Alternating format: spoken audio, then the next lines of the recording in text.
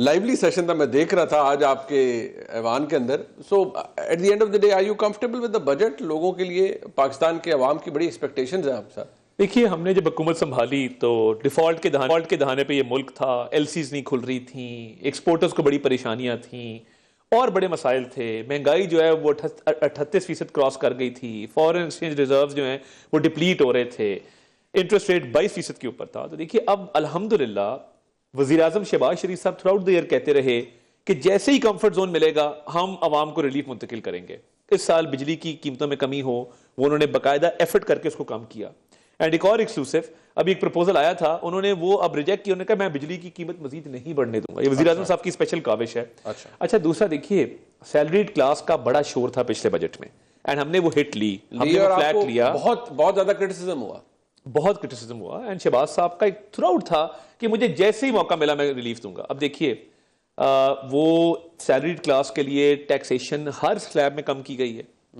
तनख्वाहों में 10% इजाफा जो हमने किया, सूबों ने उसको फॉलो किया। एग्रीकल्चर के ऊपर कोई नया टैक्स नहीं लगने दिया गया और ओवरऑल एक बैलेंस बजट है। सैलरीड क्लास का ख्याल रखा गया है। और देखिए, इस मुल्क के अंदर अब FBR की जो रिफॉर्म्स हैं, मलिंडा गेट्स फाउंडेशन हो, करंदाज हो, उसकी इनोवेशन हो, ये अब टैक्सेशन जो है वो इंडस्ट्री को देनी पड़ेगी। देखिए, कौन सी इंडस्ट्री? शुगर इंडस्ट्री से हमने रिकवरी बहुत मैसिव की, सीमेंट इंडस्ट्री है, बेवरेजेस हैं। जो टोबैको माफिया इस मुल्क का, मुनीब साहब, वो टैक्स देता ही नहीं है। 600 अरब का तकरीबन जो है वो लॉस होता है इकोनॉमी को, जब टोबैको की सिर्फ 2 कंपनीज जो इंटरनेशनल कंपनीज हैं वो टैक्स देती हैं, बाकी कोई कंपनी टैक्स नहीं देती। आप उनको टैप कर सकेंगे? एब्सोल्युटली। देखिए, बड़ा रिजॉल्व है और चेयरमैन FBR बड़े फर्शनास और बड़े एक अच्छे अफसर हैं। और दूसरी साइड पे देखिए, वज़ीर आज़म साहब ने ये भी कहा कि बीच में आपको याद है वो गिरफ्तारियों वाला मामला, हरासा करने वाला मामला बिजनेस कम्युनिटी ने उठाया, तो उन्होंने कहा कोई हरासा किसी को नहीं करेगा, कोई गिरफ्तारियां नहीं होंगी। इस पे उसको क्वालिफाई किया कि ये एक्सट्रीम एक सर्कमस्टांस है, ये एक इंतहा का कदम है कि जब बिल्कुल कोई और चारा नहीं है तो फिर आप कोर्ट के थ्रू सारे वारंट लेके मामला करेंगे। तो मैं समझता हूं कि एक ओवरऑल एक मुतवाजन बजट, सैलरीड क्लास के लिए रिलीफ वाला बजट, एग्रीकल्चर पे कोई नया टैक्स ना लगने वाला बजट। और अपोजिशन के देखिए, चंद मेंबरान की मैं तारीफ करना चाहता हूं मुनीर साहब आपके शो पे। मैं लेट मी एक्नॉलेज, ये 3 यंग मेंबरान थे। एक अहमद चट्टा साहब फ्रॉम गुजरांवाला, अच्छा जी, उन्होंने बड़ा मुस्बत किरदार अदा किया। वो बजट की किताबें पढ़ के आते थे और अच्छी तजावीज दी। हम अमल नहीं कर सके, ऑब्वियसली हमारी जो अपनी तजावीज थी वो हमने बेहतर समझी, बट उन्होंने बड़ा फाइनेंस कमेटी के अंदर भी, अदरवाइज भी इन लोगों ने बड़ा अच्छा किरदार अदा किया। फिर अगेन अनदर मेंबर जो बड़ा इसमें पेश रहे, वो उसामा मेला साहब हैं, वो जो उधर से आप सरगोदा से उन्होंने बड़ा, वो भी फाइनेंस कमेटी में भी बड़ी अच्छी तजावीज दी। फिर मुबीन आरिफ जट साहब हैं। ये तीनों यंग मेंबरान ने, एंड ये अच्छी तजावीज, बड़ी बैलेंस तजावीज और बजट की किताबों को पढ़ के मेहनत की हुई थी। अब देखिए, बड़ा अफसोस होता है कि ये 3 लोगों ने मेहनत की है, बाकी लोग भी मेहनत कर लेते। And I went up to them and complimented them कि आप मुखालिफ पार्टी से हैं, ऑपोजिशन बेंचेस पे, but you know, job well done. आप लोगों ने एक्चुअली बजट डॉक्यूमेंट को पढ़ा है, समझा है और तजावीज दी है। लीडर ऑफ ऑपोजिशन आज गायब रहे पूरा दिन। नहीं, उन्होंने तकरीर तो बड़ी धुआंधार, वो बस कहते जी मैं अडयाला गया था, फलां गया था, तो आज उनकी बिल्कुल गैर हाजिरी थी।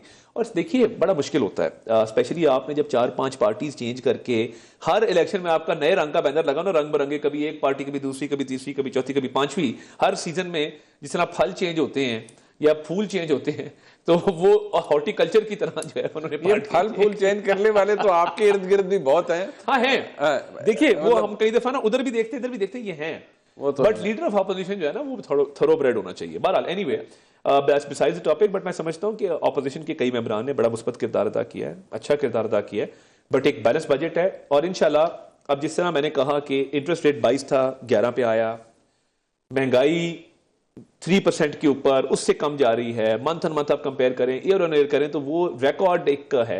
रेमिटेंसेज डिस्पाइट के इनकी कॉल थी बानी चेयरमैन PTI की, लेकिन वो ऑन द कंट्री अल्लाह का बड़ा करम हुआ, foreign exchange reserve. So overall macro economic situation is positive.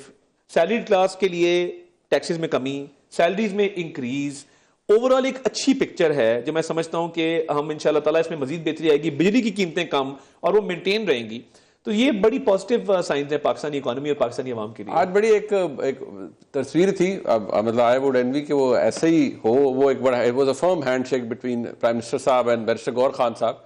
मैंने तो उसको ट्वीट भी किया, this is the handshake. which Pakistan needs. But Shehbaz Sharif, this is Shehbaz Sharif for you. देखिए शहबाज साहब अगर पॉलिटिक्स में उनका करियर देखा जाए ओवरऑल, वो हमेशा उनका एक अच्छा रवैया रहा है with regard to the opposition कि जी आप आए अपनी तजावीज दें. बदतरीन वक्त था मुनीब साहब जब जहां पे उमर अयूब साहब बैठते हैं या शहबाज शरीफ साहब बैठते थे बतौर लीडर ऑफ ऑपोजिशन. जेलों में हमें डाला जा रहा था, बहुत मुश्किल हालात थे.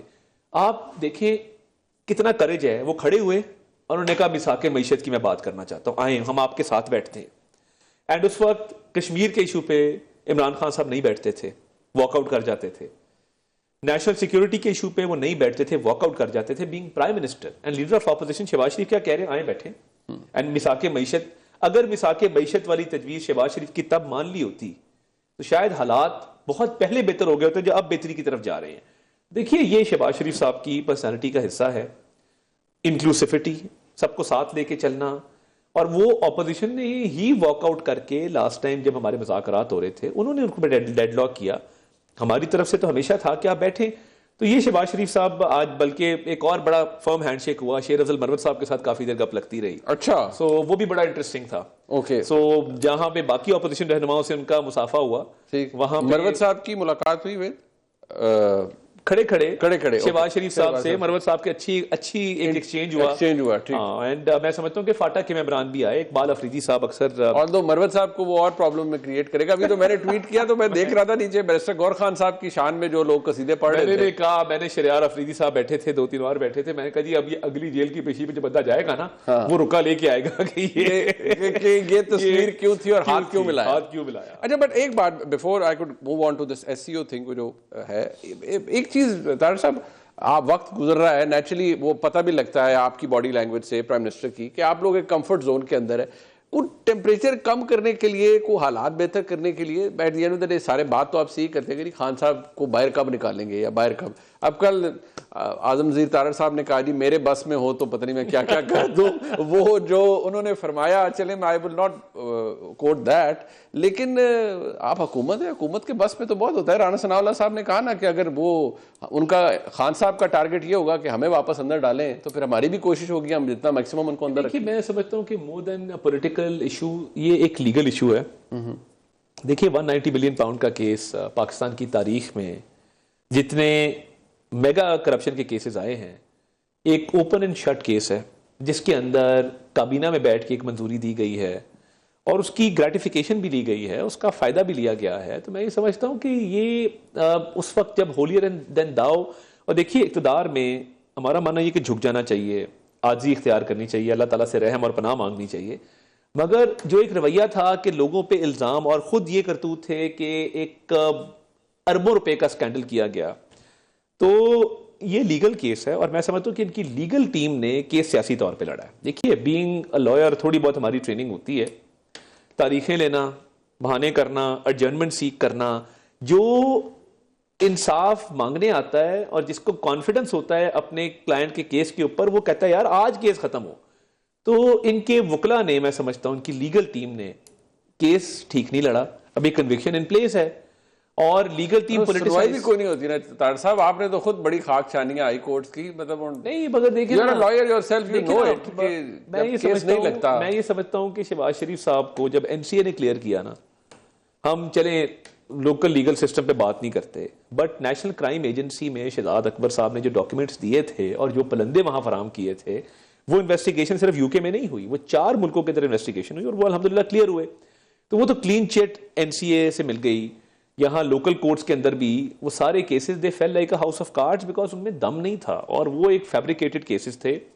और वो लोग जो मुल्क से बाहर से आए थे और अकाउंटेबिलिटी के अंदर आके एक सेल बनाया था, उन्होंने अपनी परफॉर्मेंस शो करने के लिए हरिडली केसेस बनाए एंड वो नहीं चल सके. जो एक्विटल्स थे उनमें जो रीजनिंग है सारी हमजा साहब की हो या शहबाज साहब की, वो लैक ऑफ एविडेंस ही बेसिस. एब्सोल्युटली मेरिट पे हुआ ना, टेक्निकलिटीज पे नहीं हुआ. सो मेरिट पे हुआ. अब देखिए जहां पे 190 मिलियन पाउंड का केस है, इनकी बेसिक गलती क्या है. मैं पार्टी पॉलिटिक्स भी देखी है, मैंने बार पॉलिटिक्स भी देखी है अल्हम्दुलिल्लाह. ये पार्टी पॉलिटिक्स को लॉयर्स के अंदर ले आते हैं. सो लॉयर्स एक दूसरे पे इल्जाम तराशी कर रहे हैं, कभी एक लॉयर है, कभी दूसरा लॉयर है, कभी तीसरा लॉयर है, और उनके दरमियान एक कंपटीशन चल रहा है. सो लीगल केसेस ऐसे लड़े नहीं जाते। एंड जहां पे इतनी ओवरवेलमिंग एविडेंस हो आपके खिलाफ कि काबीना के अंदर बंद लफाफा आया हो, वो ना खोला गया हो, उस पर मंजूरी ली गई हो, देखिए सुप्रीम कोर्ट के चीफ जस्टिस ने ऑर्डर पास किया taking from Peter, robbing Peter and paying Paul, वो जो ने एक मिसाल दी, तो वो तो 190 मिलियन पाउंड के ऊपर बड़े स्ट्रिक्ट स्क्रिप्चर्स मौजूद हैं कोर्ट्स के, तो ये लीगली आपके नजदीक it's more legal and less political, whereas on from the other side it's all political and not legal. आपको जब 190 मिलियन पाउंड की कन्विक्शन का आई जजमेंट, तो उन्होंने क्या कहा?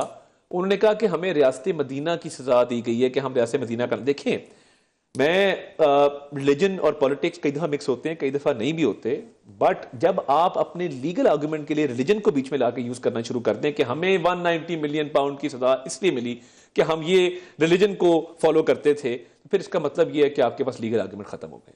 अच्छा, ये जो अभी भी there is a looming threat, मैं जो खबरें आती हैं तार साहब के भारत दोबारा भी कोई दरअंदाजी पाकिस्तान पे कर सकता है, देयर इज अ लाइकलीहुड कि जिस तरह से वो एक शॉपिंग स्प्री पे हैं, उनको जितनी मार पड़ी है पिछली दफा, अब ये एससीओ के अंदर जो डिफेंस मिनिस्टर्स कॉन्फ्रेंस थी, बड़ी इज्जत मिली पाकिस्तान को आज एक दफा फिर।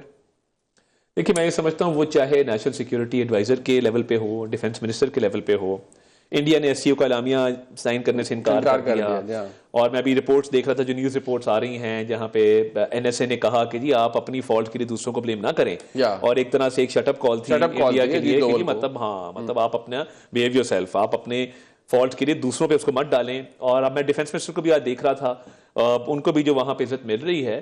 देखिए इंडिया वहां पे आफ्टर गेटिंग डिफीटेड अल्हम्दुलिल्लाह on the narrative front, on the military front, on the diplomatic front, वो बड़ा शीपिश सा, उनका ना वो लो ऑन कॉन्फिडेंस, और उनके अपने लोग बहुत क्रिटिसिज्म कर रहे हैं कि जी मतलब ये क्या फॉरेन पॉलिसी है आपकी, समझ ही नहीं आ रही। मतलब वहां जाते हैं तो कनाडा, वो G7 में आपने देखा जिस तरीके से मोदी साहब मिले मैक्रोन साहब को, और उनका वहां पे उन्होंने एक ठट्ठा लगाया। जी। तो नजर आता है, आप कंपेयर करें, लेट फॉर 1 मिनट भूल जाएं कि मैं पीएमएलएन से हूं, आप कंपेयर करें कि जब आपके प्राइम मिनिस्टर जाते हैं, अल्हम्दुलिल्लाह एक मास्टर क्लास डिप्लोमेसी है, वो यूएई गए, वो उससे पहले सऊदीया गए, ईद वाले दिन सऊदी क्राउन प्रिंस के साथ उन्होंने दिन गुजारा, उससे पहले आजरबाईजान हो, टर्की हो, ताजिकिस्तान हो, ईरान के प्रेसिडेंट से पिछले 3 दिनों में 2 दफा बात हो चुकी है। सो देखिए बड़ा एक सीरियसनेस है डिप्लोमेसी में। डिप्टी प्राइम मिनिस्टर का जो एक ओवरऑल एक एफर्ट है, फील्ड मार्शल साहब की इसमें जो कंट्रीब्यूशन है, तो आप देखिए कि बड़ी we mean business when it comes to diplomacy. उधर एक इंडिया का एक अनकूथ अनरिफाइंड किस्म का एक एटीट्यूड, और उसके बाद इंटरनेशनल फोरा के ऊपर देखिए ये जो मल्टीलैटरल फोरम्स होते हैं, इसकी एक अपना एक डायनामिक्स होते हैं, and you have to go along with it. ये वहां पे डाइसेंट करना विदाउट एनी जस्टिफाइबल कॉज, तो अब दुनिया देख रही है कि अल्हम्दुलिल्लाह डिप्लोमेटिक फ्रंट पे भी इंडिया ने जो मार खाई है अभी तक रिकवर नहीं कर सके। आप लेट्स टॉक अबाउट बिलावल साहब फॉर 1 मिनट। बिलावल साहब गए हैं, कैपिटल ऑफ द वर्ल्ड में इज्जत दी गई। फातमी साहब गए मॉस्को में, इज्जत दी गई। शशि थरूर उनका एक पोस्टर बॉय, हाँ बिल्कुल, and capital of the world ने दरवाजे नहीं खोले उसके लिए। देखिए जब आपको साउथ अमेरिका में जाके एक स्टेटमेंट दिलवानी पड़ जाए कि जी वो पाकिस्तान की फेवर में दी थी, विड्रॉ करो, और आप अपनी परफॉर्मेंस शो करें, और आप कैपिटल ऑफ द वर्ल्ड में इंपैक्ट ना ला सकें, उस गेम में भी मैं उस दिन कह रहा था कि जहां पे 7-0 है PAF वर्सेस IAF, वहां पे डिप्लोमेटिकली भी इट्स ऑलमोस्ट 10-0 नाउ, बिकॉज जितनी कंट्रीज ने अल्हम्दुलिल्लाह पाकिस्तान के हक में बयान दिए हैं, पाकिस्तान ने रीच आउट किया है प्राइम मिनिस्टर एम्बेसडर्स के साथ। उस दिन कतर वाला मामला हुआ, उसी वक्त कतर के एम्बेसडर से फोन पे बात की, सऊदी एम्बेसडर से की, नेक्स्ट डे मिले।